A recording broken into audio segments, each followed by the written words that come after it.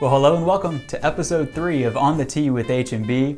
I'm DJ Jones on assignment for Major Haversham, and today we are kicking things off from the host of the 2017 Irish Open, Portstewart Golf Club.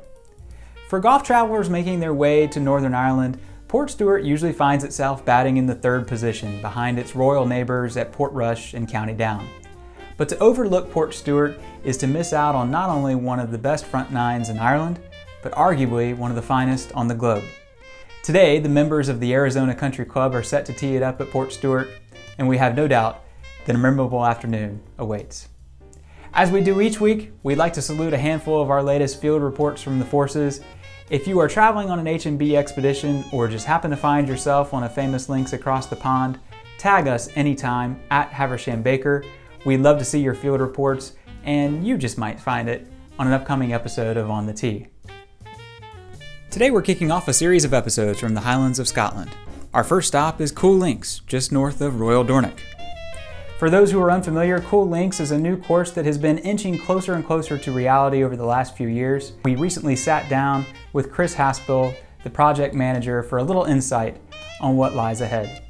Enjoy the listen. Well, Chris, welcome to On the Tee with H&B. Thanks for taking the time to join us this afternoon. No problem. You're more than welcome. How's the golfing weather up in the Highlands today? Today's a little bit overcast. Not so much rain as most of your customers will know. If you come up to the Highlands, you know it never rains up here. That's what we always say. Always sunny, but no, today is a little bit overcast. But yeah, all things are going well, and yeah, we're moving ahead. Well, we are certainly excited for what lies ahead. But before we get to that, tell us a little about yourself, Chris. How did you come to the golf business? I started way back in 1985, Dan. So I've been around quite a few years in the golf business. First golf course I was involved with, building-wise, was back in 1989. So we've done a few over the years. Coul Links is the 15th in the repertoire, if you like. The last one was Castle Stuart, which I'm sure many of your clients have played and hopefully enjoyed. I kind of fell into golf. I was a cricketer by sports, if you like. Not that you guys know a lot about cricket, but it's one of those things, and I just enjoyed being out in the fresh air. And yeah, the usual story, you know, your sport then turns into a hobby, which your hobby turns into a job, and that's you.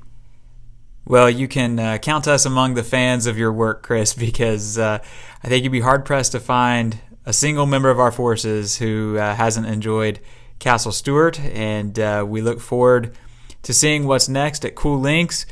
For those who may be a little unfamiliar, haven't heard the buzz coming out of the Highlands, if you will, give us the backstory to Coul Links.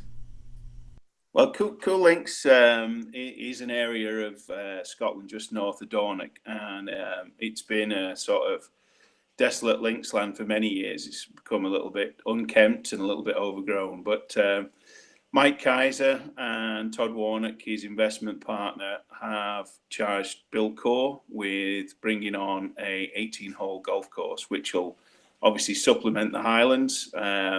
It'll be, make us a little bit more of a destination with Castle Stuart, Dornoch. Obviously, you've got Brora, Goldsby, all the other great golf courses around here. So the idea is that people stay a little bit longer. Bill Cour's laid out a fantastic golf course. I was involved at Castle Stuart before this, which is, your clients will tell us whether we did a credible job there. But this one's slightly different. It's a lot more natural, if you like, but nonetheless more challenging for that as well in the way we build. But we're really looking forward to bringing Mike Kaiser to the Highlands. This will be his first project, I think, in Europe, let alone, in Scotland.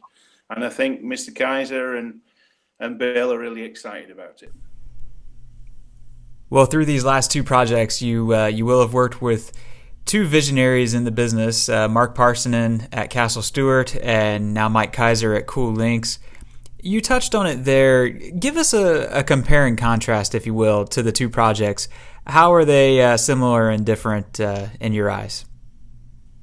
I mean, obviously, Castle Stewart and Mark with his pedigree from Kingsbarns, and then Mike bringing all his pedigree from Bandon, Barnbougle, Cabot, Sandhills or Sand Valley, I should say. They're both very much at the forefront of golf, albeit Mike Kaiser's done it quite a few more times than Mark. I think they both think on the same wavelength. You've got to give quality. It's all about the experience. If you don't provide the quality for people, then they just don't come back. And I'm sure the members of your forces will agree with that. When they travel the world, they want to play at some great places. It's not just about the golf course. It's also about the sights, the views, everything they'll experience, the welcome. We like to try and provide everything. And, I've certainly taken a lot of that away from Castle Stewart, which will be moved into Coul Links. Well, we certainly look forward to seeing all of that come together. And as exciting as the project at Coul Links is, though, it's not without its share of criticism. The links is what's known as I believe it's a site of special scientific interest. I think I got that right. And so there's some significant environmental concerns that you're having to overcome. Tell us, how are you and the team helping to address those concerns? Well, I mean, Coul Links itself is about 1,200 hectares, which times that by two and a quarter, and you'll get your acreage. So it's a big site. And, I think what's that? That's nearly 3,000 acres, is it? Something like that. So it's a big area. We're only going to use a small fraction of that site. We'll use about 13.8 hectares, which is about 54 acres, maybe less than that even. In fact, it is less than that. So what we're going to do is we're going to manage everything south of Loch Fleet on the Triple SI. We're going to put into practice a management plan. The site over the years has started to become overgrown with gorse and brambles and trees and things that really shouldn't be on a links site. There's a lot of areas out there which are not a typical links area, yet it is a true links site. So if you go and play Birkdale or County Down or places like that where you're in the high heather, you're in the dunes, you've got the marram grass, all the rest of it, some of that's starting to get lost. And it's not just us, it's the locals as well. The locals are behind this project, and they want something, they want to see something done with the site. And I think we can build a really good golf course there and also enhance the site at the same time. We think that's important. And you may be able to shed a little further light on this, but I believe I came across a study some time back about Castle Stewart that showed that in many ways the development actually helped the environment as far as plant and bird species and so forth that were now thriving as a result of the maintenance plan, if you will, for the course. Absolutely, and I think Mike's ethos of development and Bill's ethos, and certainly Todd, who's already spent a lot of time in Dornoch, doing up certain areas, the courthouse in the middle of the town, Links Hotel, some of those areas which were probably a little bit neglected. I mean, they want to do the right thing. There was no way that they'd build a golf course if there wasn't enough local support. It appears to be the case that we've got overwhelming support, which is fantastic.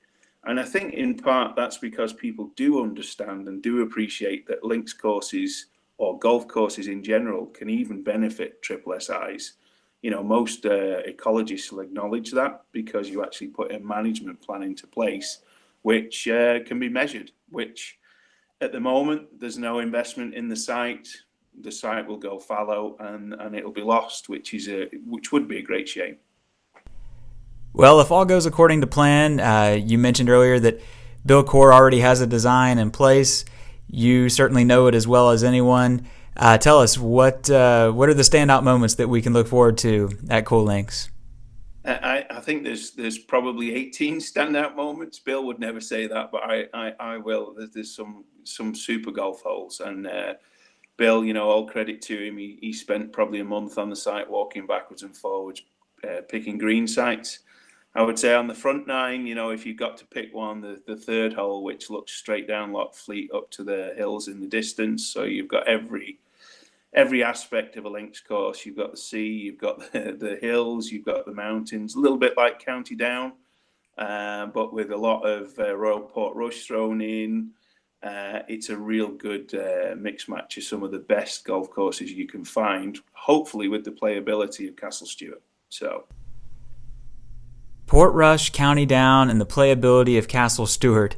If that is not the best of all worlds, I'm not sure what really is. But so if we assume that all goes according to plan and the Highland Council vote moves forward in early June, what's the timeline? How long until you're on a bulldozer and till we're on the tee?